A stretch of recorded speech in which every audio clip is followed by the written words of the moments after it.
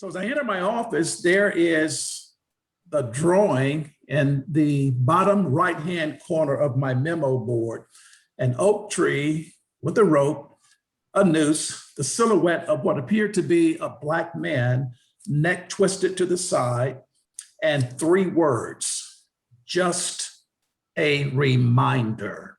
And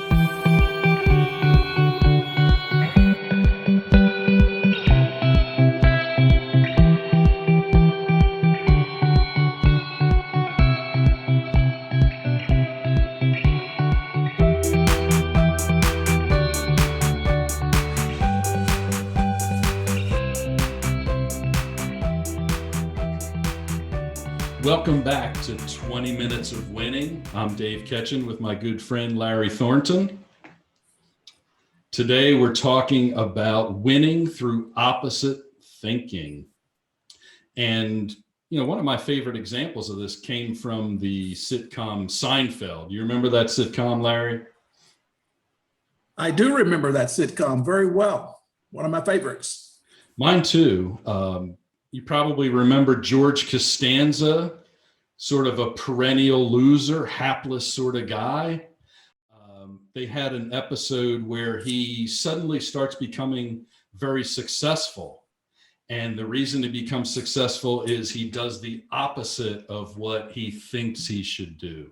And it made for a very good comedy, but I think it's also a good way to think about ways to possibly win in life that folks wouldn't ordinarily think of, thinking in an opposite way.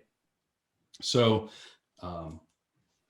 in your book, Why Not Win, there's a really profound story where in your workplace, someone had drawn a noose on your whiteboard. I was hoping you could tell us the story of what happened in that instance and, more importantly, how you reacted to it. Well, I will tell you, Dave, that taking an opposite approach in all of life, if I hadn't said it before, let me reiterate it if I have. Most of what we will discuss as it relates to business is so appropriate for life. Can't overstress that. Very little of what we will discuss on any of these episodes are unique only unto business. It's life. And I'll give you some examples of those. But in reference to specifically what you're referencing, I must have been about 27 years old. I'm running the outdoor sign department at Coca-Cola. I don't know where I even got the wherewithal to think on such a level as to create an end result such as what occurred. So I'm coming in, I'm newly appointed as manager of this department. I have an all-white report. Now, this is in 1979, so to give some context. So as I enter my office, there is the drawing in the bottom right-hand corner of my memo board, an oak tree with a rope, a noose, the silhouette of what appeared to be a Black man, neck twisted to the side, and 3 words, just a reminder. And I remember seeing that and thinking, wow, I knew that I had some massaging to do in my department, but never did I think that. So what do you do in a case like that? Dave, let me just throw that back to you. If that were not necessarily you, but probably what would most people do in your mind? I think the typical response would have been to erase it very quickly. Well, let back up, take a photograph of it for some evidence, erase it very quickly, and then go to the appropriate human resources person and file a formal complaint. But you took a very different approach. A very different approach, but very effective approach at the same time. And I didn't know how effective at the time, I'll have to admit that. Well, I did not erase that ugly little image, nor did I burst out of my office in a fit of rage, demanding to know who did it. I already knew who did it. By that time, I'd already mastered the styles of all of my artists. I knew their styles. I knew exactly who did it. So I left that little drawing up there, Dave, for 2-3 days. And at the end of a screen printing run, I remember turning to this gentleman. His name was Chris. And I said, Chris, why would you illustrate something so hideous as that of me?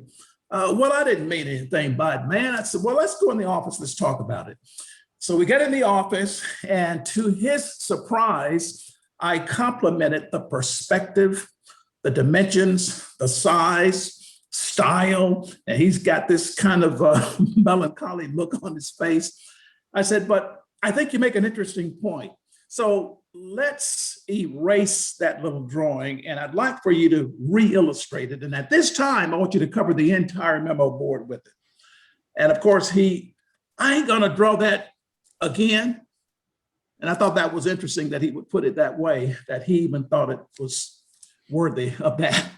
But I insisted we can talk to the president or we can re-illustrate. So he grits his teeth and he erases it, and right in my presence, he re-illustrates it and he writes the same 3 words. So I leave this illustration up for a week and a half. Managers are coming in and out of the office, taking a look at this. They're not saying a word to me, but they're wearing them out, to the extent, Dave, that Chris became so disenchanted, so moved by what he had done, that he came into my office nearly in tears, asking if I would allow him to remove that drawing. He apologized, blamed his dad for the racist comments that he grew up under, what happened when they saw Black people on television and what have you.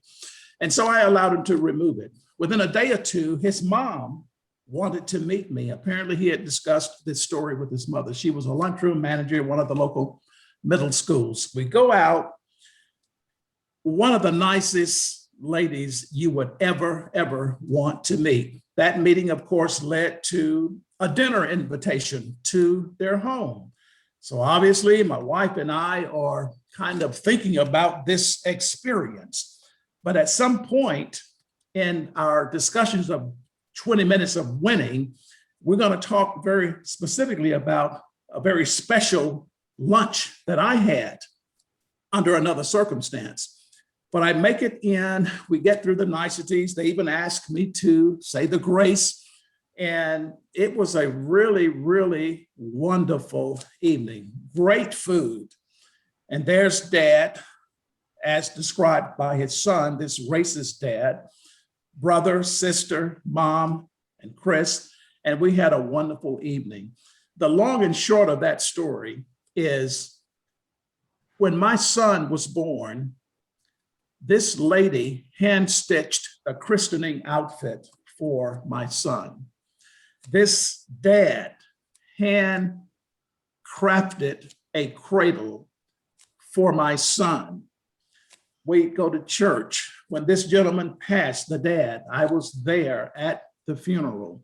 And our families went on to become friends. And I'm not sure if I ever told you this piece of the story, but he was kind of down. His daughter was getting married. And it was my pleasure to make a significant contribution to the success of that wedding. He's a great guy. He was a great guy when he did that drawing. But as I said in one of our opening introductions, there's so much more to us. When we change what we think, we change what we do. And I'd like to think that that gesture affected not only that gentleman, but that family and anyone that they should come in contact with, to making this world a better place. I mean, that's my mantra. That is my approach to this day. Well, I think it's a fantastic story, and just illustrates how profoundly we can have a positive impact if we think just a little bit differently and Absolutely. not take the easiest or the most obvious path. And what I think is really interesting about that situation that you just you touched on briefly is that you had no idea what sort of positive effects would cascade from your decision. It was totally unexpected. That is absolutely true. I'm convinced that if we are not evaluating on a constant basis what it is that we do on a daily basis, we risk the reality, if you will, that we're simply going with the flow. At some point, somebody ought to be saying to you from time to time, Dave, why did you do that? I can't tell you the number of times people have asked specifically in reference to that illustration, why did you do that?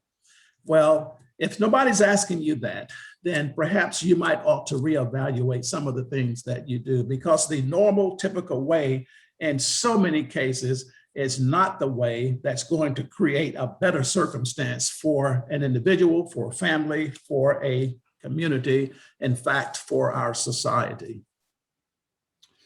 When I read the story in the book, it reminded me of something that happened in a different art form, which is professional wrestling. I don't know if you were a professional wrestling fan growing up. Well, I just remember taking a liking to it when I integrated schools. In our schools, I don't remember wrestling being a sports per se, but I kind of became interested in this white school setting, Goodwin Junior High and Robert E. Lee. And so naturally having an appreciation for that, yes, professional wrestling was something that I really thought was kind of an interesting sport. Now, most people would think of it as just campy theatrics, but it's actually a multi-billion-dollar industry.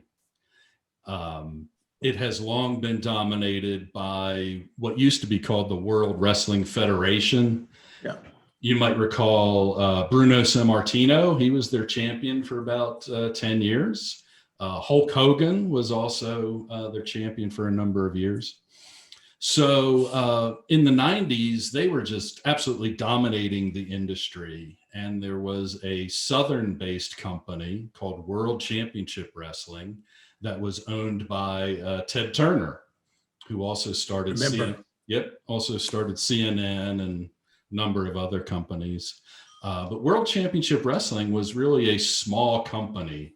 It was very much a David and Goliath type of situation. And so Ted Turner put a guy named Eric Bischoff in charge of WCW, and this Bischoff fellow was actually an announcer. He was not a business person by training. So he was, by his own admission, a little bit over his head. But he said to himself, he's written books and been on podcasts and TV shows talking about this. He said to himself, how am I going to take on this multi-billion-dollar behemoth? He ended up deciding, I'm going to make a list of everything that the World Wrestling Federation does in presenting their product, and I'm going to try to do the opposite. So one of the things that the World Wrestling Federation did was they taped their programs, tape recorded their programs. Bischoff said, okay, all my programs are going to be live, and so maybe they'll be more exciting. The World Wrestling Federation, most of their matches on TV were between a star and a guy who never won. They call those guys jobbers. And then the matches between the stars would be reserved for pay-per-view events. So Bischoff said, you know what? I'm going to do the opposite. I'm going to put matches between stars on TV for free. The result of these differences was that this upstart, this David taking on Goliath, actually beat the World Wrestling Federation in the TV ratings 83 weeks in a row. How about that? 83 weeks in a row, all through opposite thinking. So just to wrap things up here, we always like to have a couple of action items that we encourage people to take away. The first one is to learn from George Costanza, Larry Thornton, and Eric Bischoff.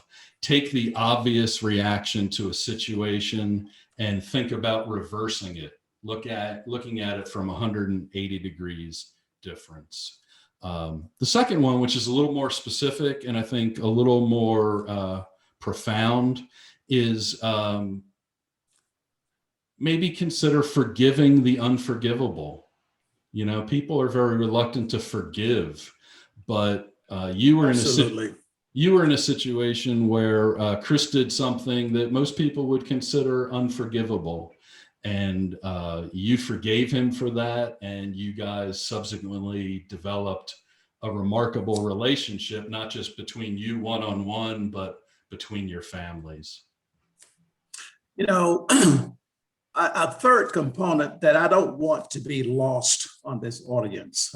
Bischoff, you used the term just a moment ago, he was in over his head. Dave, I can't tell you how often, in fact, the bulk of my life has been all about being in over my head. I mean, imagine never having taken a business course, never having gone through a profit and loss statement, to such an extent that when I get my first set of financials, I don't even know how to interpret them. In over your head and rising to the top. Bischoff was not a promoter, you said. He was not a businessman, but he had passion. He had desire. Nothing of any great significance has ever been accomplished without enthusiasm. How easy would it have been to simply say, I'm an artist.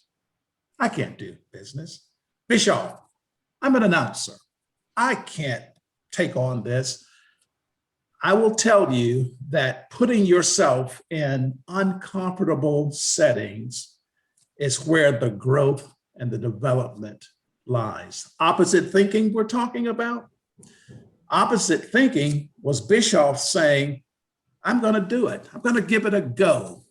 And comfort can cause us to miss our end. In fact, there are countless examples of where we desire comfort over putting ourselves in a situation to do bigger, to be bigger, and to, in the process, make life bigger and better for other people.